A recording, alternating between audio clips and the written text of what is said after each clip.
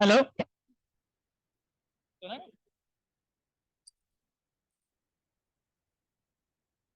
Okay, welcome back, guys. We have. Okay, I'll give it a second, just everyone to come in. I think everyone is hungry, I guess. Yeah. Hello, everyone. Hey. Or maybe we need to turn on the other one.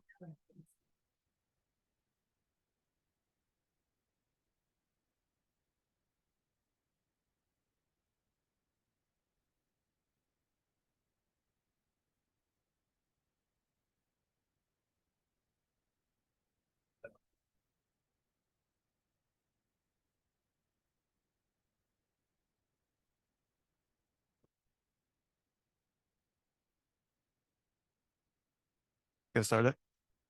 Yeah. We are going to hear now from the AmeriFlux management project about some updates. Hello. My name is Yu Wei. I am taking over from Deb Ergawal, who retired in July. I'm the data team lead for the AmeriFlux management project, and I'll be giving some updates. So, okay. All right. The network has grown. We are now at 630 sites. We registered another 40 sites this year. We added our first 2 Colombian sites, and this we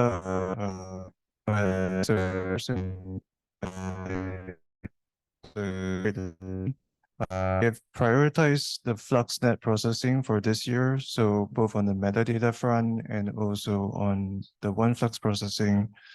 And as of this week, we have 145 sites that have data.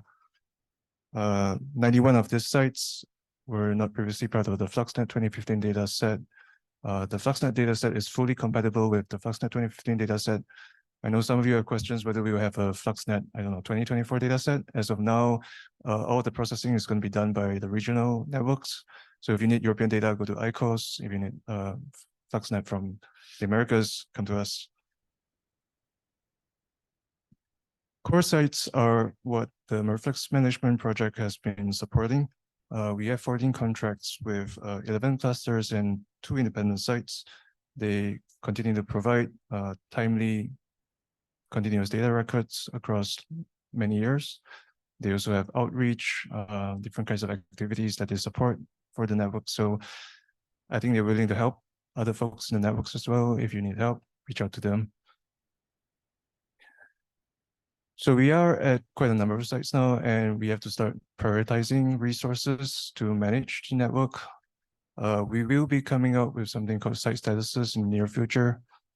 The 3 main statuses that we'll be putting out are called operational, meaning that if your site is still collecting data, that's great.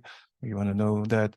If it's active, meaning that it's operational and publishing data, you get more services from us. We can help you with those stuff. And responsiveness is a metric about whether you are responding to calls, we can contact you easily, things like that. But this will help us prioritize things like the tech support, site visits, and also on the OneFlux processing for generating the FluxNet product. Other things that may come into play for prioritization are the data policy and also if your site has published data. If you're a new site, don't worry too much. You have a slight lag time of when some of these things come to play. But yeah, these are things that will be coming into the network in the near future. Rapid response systems are what the tech team provides as a service. They are loaner systems. You get up to 3-year loans. If you have a special event, say like a response to wildfire, you want to measure, there's a link below where you can file for an application, and it's an underutilized service at this point. So if you need or interested in this, talk to Sebastian or Stephen, who's here. As part of the urban support, we have more systems, 3 loaner systems for that. There's a working group report on applications, challenges, and recommendations. There's a link there, you can read about it. And then there's an upcoming workshop in Chicago next month. I think there are limited seats available still, but talk to Sebastian if you're interested about it. This just happened last month, we put out a paper for the base data pipeline that so many of you have used. This is the pipeline that we use to QA/QC and publish data for base. If you're interested in the history, the methodology of how we are doing things, yeah, read the paper. And together with the paper, we have also made public the code that we have been using for this. So it's on GitHub. There's a link to it. Check it out if you're interested.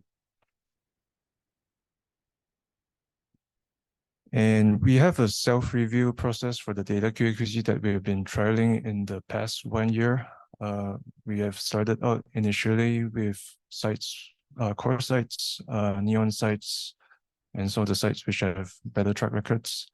We have some experience now, and we are planning to open up this to sites which have published data before. If you're a new site, I think we still prefer that you go through the process with us for a while. And then once you're comfortable with that, maybe you can start reviewing your data on your own. The benefits to this is that you understand the process a bit more and you get to route your data a bit quicker. And we are not so much the bottleneck. Yeah, if you're interested, send us mail, talk to Hausen, who is behind. I think you can raise your hand. Yeah. All right. We continue to make updates on the website. The FluxNet product is obviously a newer product, and we continue to support this. The latest change that we have made is for the data change log. So we now have a log of when we are releasing data, what sites are released at what point. And as part of the remote sensing, we have partnered with FinoCam to make available more remote sensing data. If you're part of FinoCam and this is not linked to your site, talk to us. But as you can see for the Harvard Forest site here, it's on the site info page. Images from FinoCam and also time series data is available there. We have had a great year of remote sensing. There are some updates on the website as well. There's a table, an interactive table that categorizes applications, common products based on, I think, application scientific areas, coverage, resolutions. There's a link for that also. You can check it out.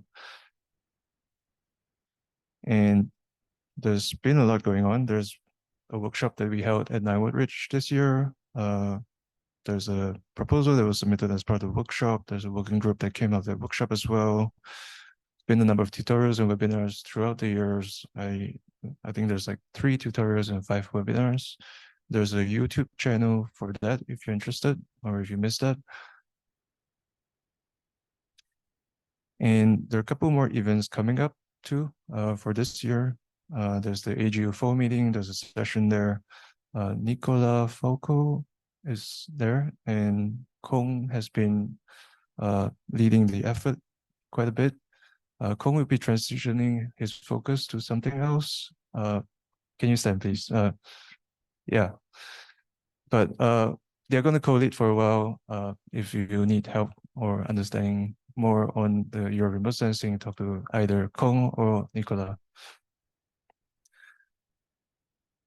There's also a workshop that's coming up spring 2024. More details, talk to Kong and Nicola. And the working group is inviting more collaborations. And we would just like to thank Kong for all his help with the year remote sensing. So can we get a round of applause for him? Thanks.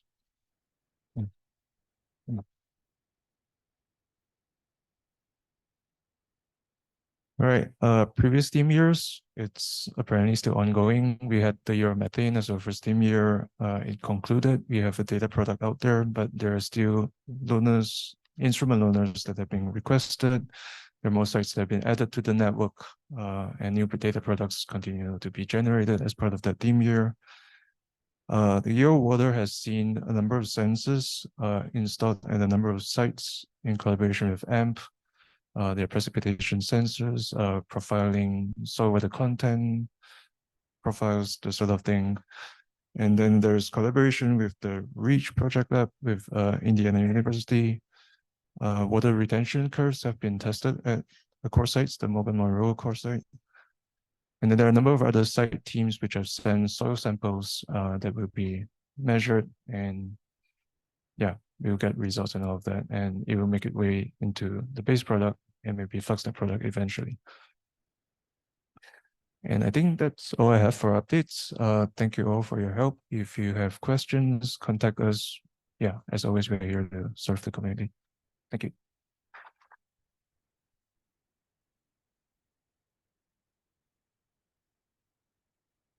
And I think Margaret's gonna, yeah, come up.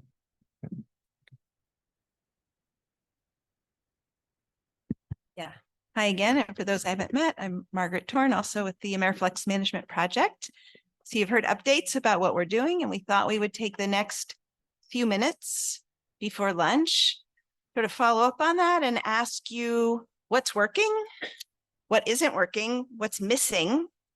Do you have suggestions of priorities for AMP? Or maybe for your fellow AmeriFlux members generally, to go for it. There's a few ways you can reply. We'll have a little discussion now, but also Christine is handing out Post-its that'll be on each table, and we have some boards there, and you can put Post-its under what's working well and what's missing. And you can also just come and talk to us. And I have a microphone and Sebastian has a microphone, so we'll do that. So it's the what's missing, what's working. I also love to hear about action. What do you want to do? Maybe you got some energy or some ideas, or you met some people. What do you want to follow up on? And maybe you just go do it, or maybe AMP can help. So just a few minutes. So first, I would like to hear from early career people who are here. So that means early career, let's say you're within 5 years of PhD and or before PhD too. So anyone who's here, maybe it's your very first meeting. Maybe it's not. That's okay. So idea something that's working for you, not working for you. Good, not so good. Or an idea for better.